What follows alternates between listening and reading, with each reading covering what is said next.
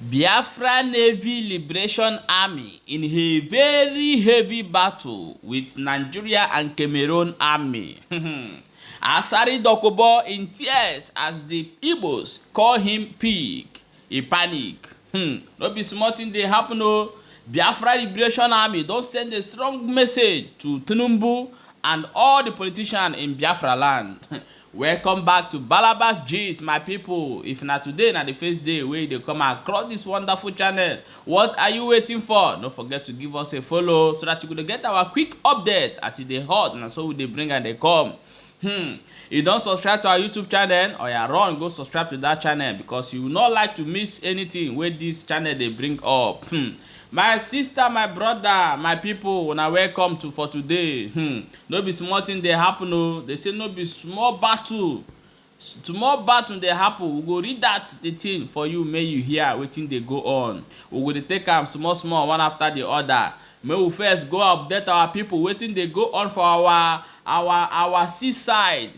Wetin go they go on for there? They say our marine they engage Nigeria military and Nigeria Navy and the Cameroon Navy as well. So we go read that wetin they go for that side, and we dey wait for the videos and other updates. May come, may we still update our people. So stay tuned as they read and they come wetin they go on for that side.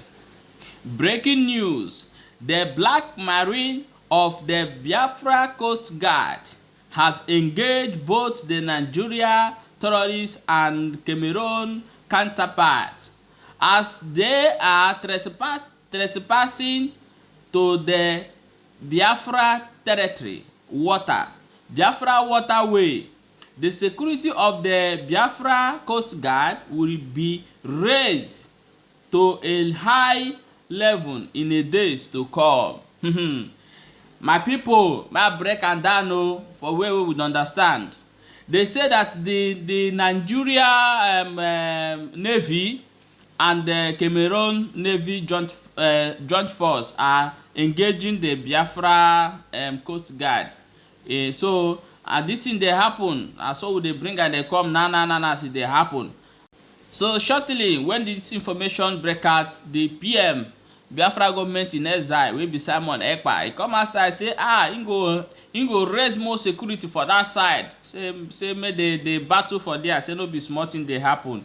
So other updates where they come at concerning this particular side now, where we say they say fighting is ongoing at the coast of the Deep Blue Sea.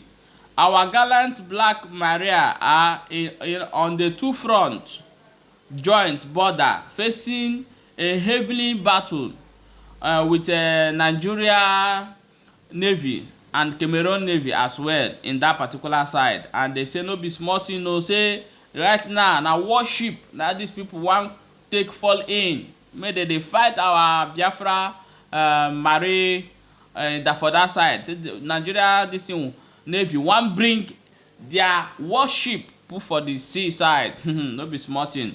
Okay, my people, now so we see am for this particular news. So we go bring different headline of this particular news come give una as the thing they go on. So the people where they engage this Nigeria armed force for that side, they say they be BNN. So now be Biafra Navy Liberation, no, they did there the battle bomber to bomber. So they bring you the latest update we will get for hand today.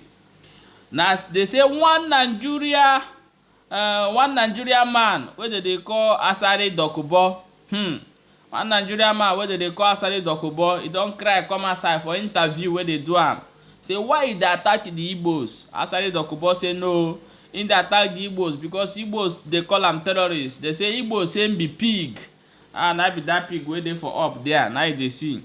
So he cried, the man they cry like small pikin. Say why Igbos go call am pig? So now I mean that attack Igbos. So that pig where they call ASARI DOKUBO this way, they pen am. He don't finally come outside. He can't talk for one video. Say now I'm making the attack Igbos, and we go play the video for you for here to watch. Then we'll come back and continue. Taking too far, Alhaji DOKUBO. An Igbo man comes to my wall and call me a pig. An Igbo man comes to my wall and call me a terrorist. terrorist. Yeah. An Igbo man called me, come to my work. I've never been convicted, and called me a criminal. But how does that translate to insulting the whole of Igbo people? How does that translate? Because one Igbo man calls So why can't the Igbo people? Why shut up your mouth? Why can't Igbo people that are there? Why will that now become a thing that all Igbo people now become victims of? Why will that become a thing? My people, as they watch am, na so we see am. Where ASARI DOKUBO they cry, so they can't tell person where they interview am say make him shut up. No be small thing.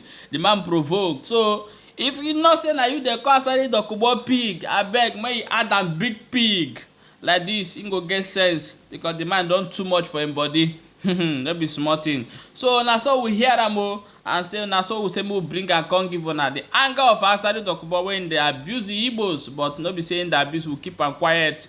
The way we go remember am, we go tie am. Na so e be, na so we see am. People don talk this one come outside o. My people, na so we see am today, na so we dey bring am dey come. We go to the next ogbonge news we get for hand today. They say one Biafra Liberation Army, e don come outside o with RGP, with machine gun, with many things wey e carry for body, wey e say say this time around no be joke. Say they joke before, but this time around no be joke. He even send message, go give Tinubu, go give all the whole politicians, go give everybody wey be sabo for Biafra. Say this time around they go give them woto. He say they don't fully come aside for this matter, and for now, and they no go rest for this matter. May we play the video, may we watch. As they watch the video, we go come back and continue.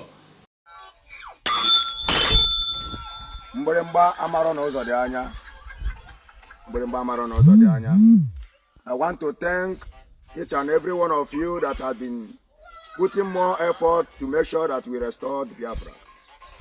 I really appreciate someone like Maze Akban for your efforts and all that. I thank you so much. Thank you, God. We still continuously blessing you. Don't listen to all enemies of Biafrans, cause they call themselves DOS, with all Eastern governors and the senators. And the old idiot that calls himself Tinubu.